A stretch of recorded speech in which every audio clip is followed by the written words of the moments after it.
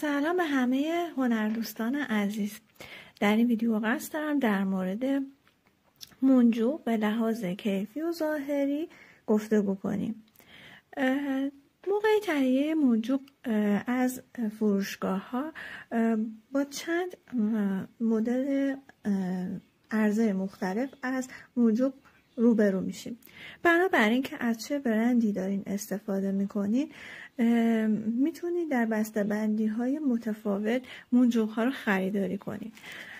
مثلا به طور مثال میتونید منجوق ها رو بنا به نیاز در گرم هایی که مورد نیازتون هست اینطوری خریداری بکنید.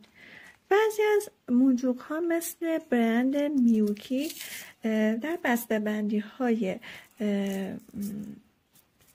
از پیش تعیین شده وجود دارد که روی این بسته‌بندی ها کد، برند و سایز رو میبینید که میتونید در همین بسته‌بندی ها تهیه کنین یا به این صورت همونطور که میبینید کد و رنگ و سایز رو مشخص کرده، یا اینکه در انواع دیگه به صورت رشته‌ای و ریسه‌ای میتونید منجوق ها رو تهیه کنین که معمولا منجوق های چک در این مدل عرضه میشن. نکته دیگه که در مورد منجوق ها میخوام صحبت بکنم، منجوق ها به لحاظ ظاهری همونطور که تو تصویر داریم مشاهده میکنین در دو شکل ظاهری گرد مثل این حالت منجوق صورتی رنگ وجود دارن که گرد و تایری شکل هستن، ولی یک مدل منجوق دیگه هم داریم که مثل این منجوق های سبز رنگ هستن که دارین مشاهده میکنین. حالت استوانه‌ای دارن که اصطلاحاً به این منجوق های دلیکا میگن. منجوق برند میوکی و توهو از هر دو نوع این نوع منجوق داره و ما در کار منجوق بافی از هر دوی اینها استفاده میکنیم.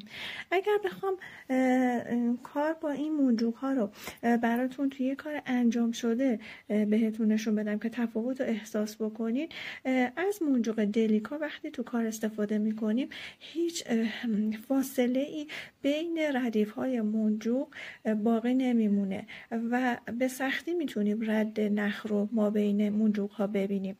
در مورد منجوق های گرد که تو این جاسویچی دارین ملاحظه میکنین، رد نخ ها ما بین منجوق ها دیده میشه و به خاطر حالت گرد شکل ظاهری که داره یه بافت زیبایی رو به کار میده که فرق بین این دوتا در کارهای اجرایی هستش.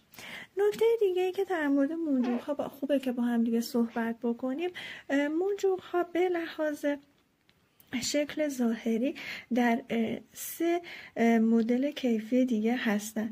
منجوق های کریستالی که این منجوق های قرمز هستن، منجوق های مات و منجوق های متالیک که باید دقت بکنین که از برندی استفاده بکنین که این جلا و درخشش متالیکش بر اثر لمس دست و به مرور زمان از بین نره، که برند میوکی بهترین برند هستش که از لحاظ کیفی خیلی خوب هستش.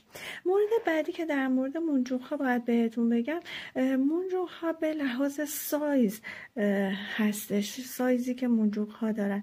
همونجور که داریم مشاهده میکنیم اینجا منجوق آبی رنگی رو که ملاحظه میکنید از همه ریزتره. منجوق ها از سایز 1 تا 15 هستش در بازار که سایز 1 درشت ترین و سایز 15 ریزترین منجوقه. اینجا دارین با هم میبینین منجوق سایز 15، سایز 13، سایز 11، 9 و 5 که به ترتیب از 15 به 5 که داریم نزدیک میشه میبینیم که درشتر میشه. اونی که ما بیشتر استفاده میکنیم در کار منجوق بافی سایز 11 و گاهن سایز 9 هستش. ممنونم از توجه شما. امیدوارم من رو در ویدیوهای بعدی هم همراهی کنین.